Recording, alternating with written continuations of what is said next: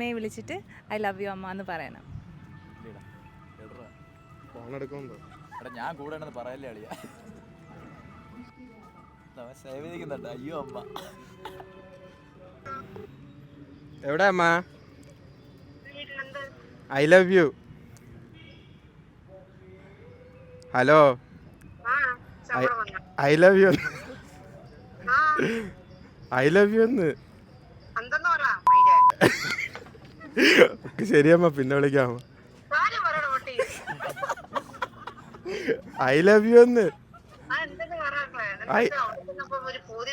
I love you എന്ന് തോന്നിയത്.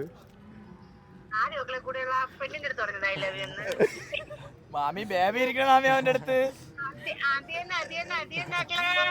അത് തന്നെ, അല്ലാതെ മാമിയുടെ അടുത്ത് പറയാൻ തോന്നണോ മാമി?